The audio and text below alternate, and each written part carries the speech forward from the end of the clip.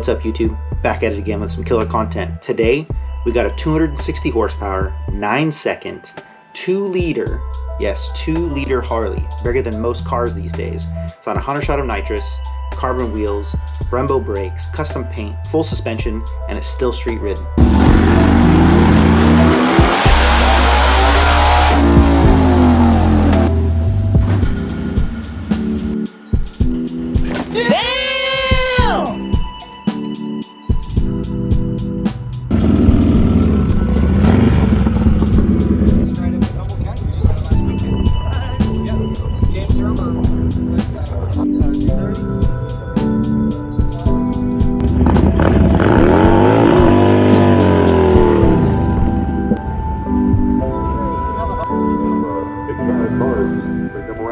Alright, welcome back to the channel. It's been a while since I see you guys. I apologize for the delays. Everything has just been pretty crazy these days. As you can see, Fluff is back. I actually got a haircut, but you know, back in full force. So I got to get some shears out and trim this down. Nonetheless, in an effort to bring you guys some unique content, some content you may not see everywhere, I thought I would show you Jimmy Pham's 2014 converted Road King. Now, some of you may not be necessarily motorcycle people, but you can definitely appreciate this. This thing is absolutely one of the cleanest, baddest street-ridden Harleys I think I've ever seen. The thing is just insane. So today, we're going to show you the bike. You're going to meet the owner. We're going to hit the dyno, and we're also going to hit the drag strip so you can see what this thing sounds like, see how fast this thing runs. All right, let's do this. It was a 2012 Dresser, and I converted it to a Road King. So we took all the bearings off, got all the Road King accessories on there. I put the Kraus triple tree, and then I'm using 2012 Gixxer 1000 front end. I got to rebuild, revalve. Then I put some custom Pham handlebars. They're like kind of dirt bike handlebars, give me like a lower, more aerodynamic setup. This is a fully built custom 124, 14-1 compression, V2 heads, custom pistons, all done at Proven Performance in Oakland, California. Then we dressed up the motor with all performance machine, and they don't have this color, so we gloss black it. They normally come either flat black or black machine. We got the carbon fiber BXT wheels. We have an 8-inch stretch CNS custom swing arm, custom Corbin seat made to fit the fender because we have to move everything back. And yeah, we have pretty nice nitrous shot on here. Should run mid-9s. So far, I'm running 980s on it so far. So trying to make some adjustment to it, trying to see how it likes it. But yeah, man, it makes 260 horsepower to the wheels. Alright, special thanks to Dean and the Bay Area Racing crew. They loaned me some of their footage for this video. I couldn't have done it without them, so if you haven't heard of the Bay Area Racing crew, go ahead and check out the link below. Alright, Jimmy's bike looks killer, huh? That thing is literally purpose-built. It goes fast as you possibly can while still being street legal. And so, I want to expand on a couple things before we hit the dyno and before we hit the track for that 9-second pass. For those of you that don't know, Harleys have a unique motor setup. Unlike, say, a sport bike or the motor in your car, they are not liquid cooled. Liquid cooled means you have a radiator and some sort of water pump that moves basically coolant through the radiator and through jackets throughout the cylinder head to keep combustion temps down and to keep cylinder head temps down. That means you can run higher compression. Generally, you can have higher performance. Harleys are unique because they're air cooled, which means they are only literally cooled by the fins on the cylinders and the air passing over it that grabs the heat and dissipates it, which means generally you can't run very high compression. They're pushrod motors, so generally you can't spin them very high.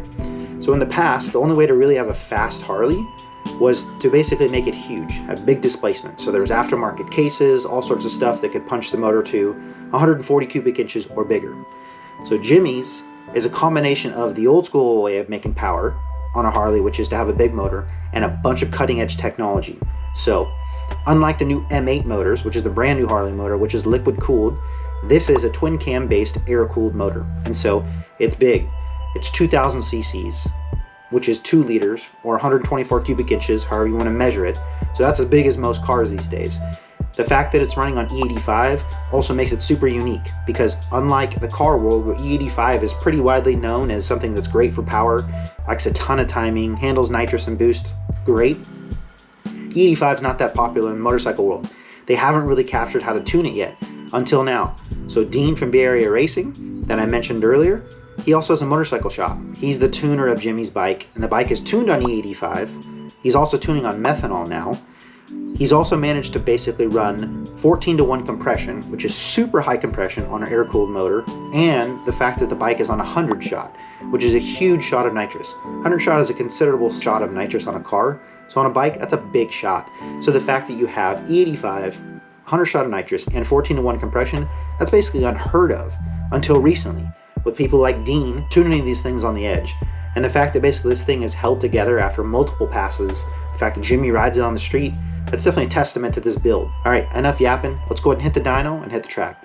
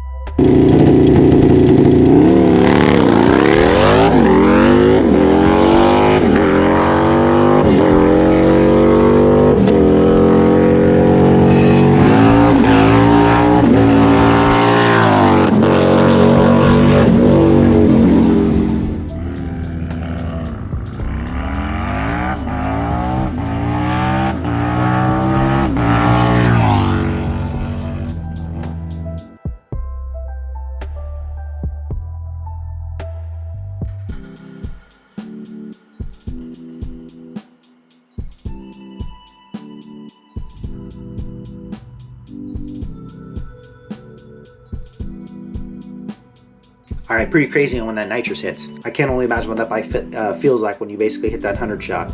So as you can see, the bike easily went into the nines at 140 miles an hour.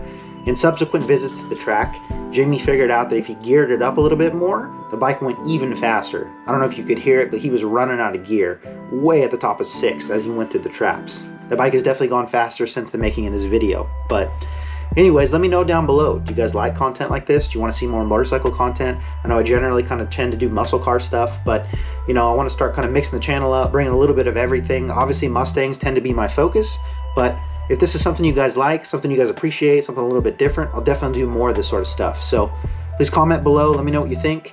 Like, subscribe. Until next time.